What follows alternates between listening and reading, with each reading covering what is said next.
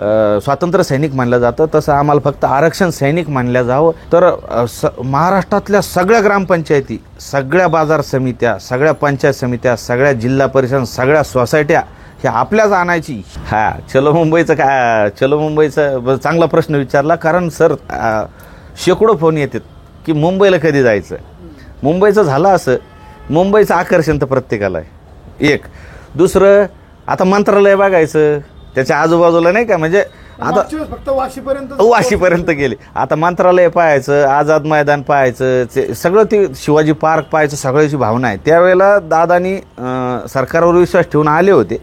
पण आता काय झालं, आता मनोज जरांगे पाटील यांनीच सांगितलंय समाजाला की अगोदर मी म्हणलो म्हणून तुम्ही वाशीहून वापस आले, आता तुम्ही जेव्हा म्हणताल तेव्हाच मी वापस येईन, या भूमिकेत आहे. आणि आता प्रत्येकाने अशी तयारी केलेली, आता जायचं कसं, आणि ते पुन्हा तेच. पण आता काय झालं, त्यावेळेला फक्त 25% मराठा समाज आला होता, आता 100% आला. कारण या मध्यंतरीच्या कालावधीमध्ये यांचं आमरण उपोषण झाले, यांना जे त्रास देण्यात आला, तर अजून अत्यंत चीड आलेली आहे. आणि आता नेमकंच इलेक्शन पण जवळ आलेलं आहे. आता सगळ्यांची भावना आहे की मनोज जरांगे पाटील यांच्या ताकदी, कारण मनोज जरांगे पाटील यांना एकटं पाडण्याचं काम करतात. यांनी काय केलेले, आता प्रवक्ते बी वेगवेगळ्या टायमिंगला ठेवले सर. म्हणजे मनोज जरांगे पाटील एका माणसासाठी प्रवक्ते बी इतके नेमले की तू बोलला ते तुझ्यावर बोलले की लगेच दुसऱ्यानं बोलायचं, म्हणजे ते लगेच विषयांतर. आणि विषय असा आहे की प्रवक्ते जे येतात, आता यांनी आमरण उपोषण सोडायला आले होते हे सरकारचे लोक, हे काय म्हणायचे, आम्हाला महिना भर द्या, 15 दिवस द्या, ओके, यांनी त्याच्यात का निर्णय घेतला नाही. पण आता प्रवक्ते जे येतात ना, ते मराठा आरक्षणावर बोलत नाही सर, की बा आम्ही देणार आहे का नाही देणार. ते काय करते माहिती का, मनोज जरांगे पाटील यांनी असं म्हणलं सरकारला, तो विषयवरती पत्रकार परिषद करते, क्लोज करते. मराठा आरक्षणाचा विषय कुठे आहे, दाखवा तुम्ही कोणत्या पत्रकार परिषदमध्ये. तो विषयच घेत नाही ते.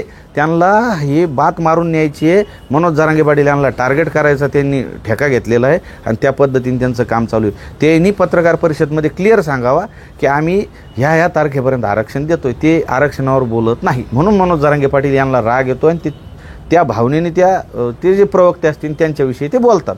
पण ते तिकडून ज्या भाषेत म्हणते ते असं डायरेक्ट, आता त्यांनी पाहिलेलं आहे मनोज जरांगे पाटलाची ताकद काय, आणि ते काय म्हणते, दम असन तर येऊन दाखवा. ते तर येणारच आहे, तुम्ही दम पाहायची गरज नाही, दम लय मोठा आहे. फक्त थांबा, ते यायला थोडंसं ठीक होऊ द्या, ते येणार आहे. फक्त ते आहे ना भूमिका घ्याऊ द्या. ते आणि भूमिका ते जर एकट्याने घ्यायची असती तर त्यांनी कधीची घेतली असती. पण त्यांना समाजमत आणि इतर जाती धर्माचं समाजमत सगळं बघून भूमिका, राजकारणाची भूमिका घेणं ते काय येड्यागाबाळ्याचा खेळ नाही, ते साधारण काम नाही.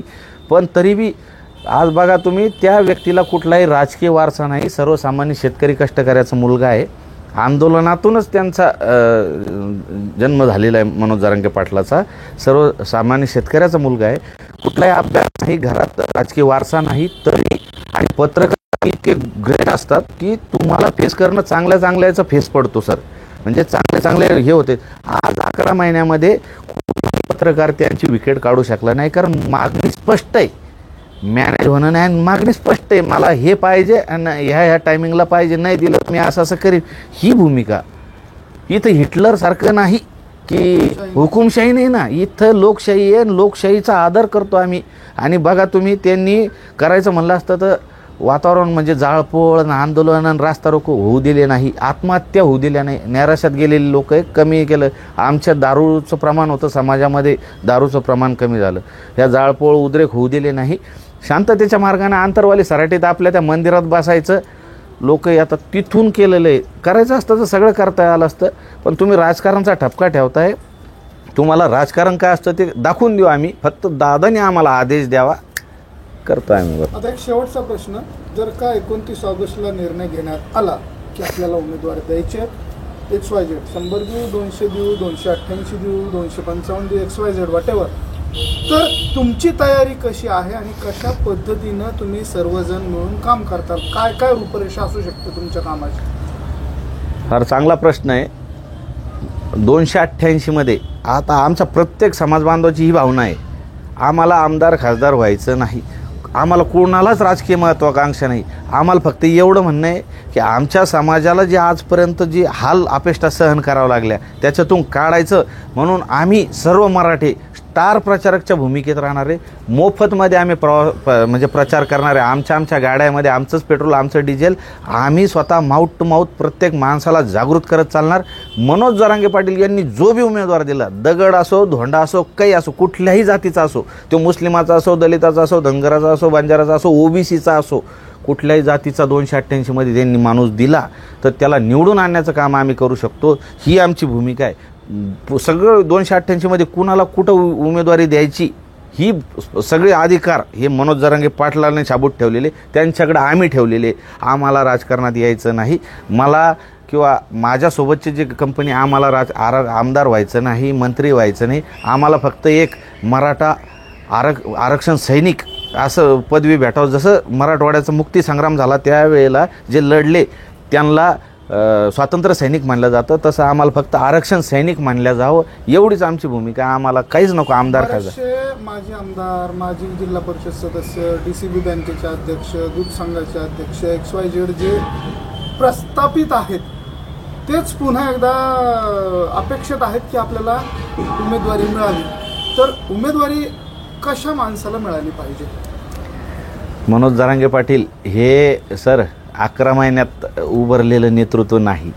हे जवळजवळ 18 वर्षाचा त्या व्यक्तीचा त्याग आहे. आणि कोण किती पाण्यात आहे त्यांनी ह्या सगळे सरकार पाहिलेले, म्हणजे अगोदरचंही सरकार बघितलं आणि हे बी सरकार पाहिलेलं आहे. त्याच्यामुळं हे जे बी येतात ना, आमदार खासदार येतात, यांना वाटत असेल की आपण गेलो त्याच्यासोबत फोटो काढला, त्याच्यासोबत ओळख केली की ती आपल्याला उमेदवार, ते इतकं सोपं येड्यागाबाळाचं काम नाही.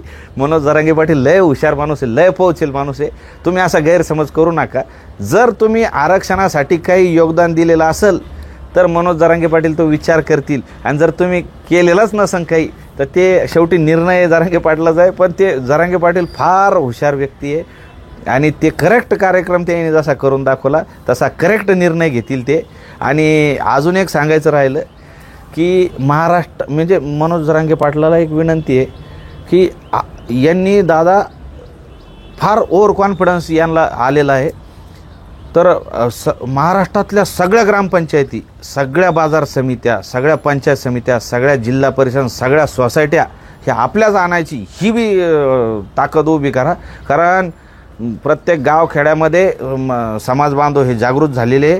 यांना फक्त आमदारकीत नाही दाखवायचं, यांना प्रत्येक ठिकाणी दाखवून द्यायचं. राजकारण काय असतं ना, तर यांना सगळ्या जिल्हा परिषद, पंचायत समिती, बाजार समित्या, सोसायट्या, सगळ्या ग्रामपंचायती ह्या आपल्या आल्या पाहिजे. घ्या ना. हे मोबाईल लावतो काय झालं?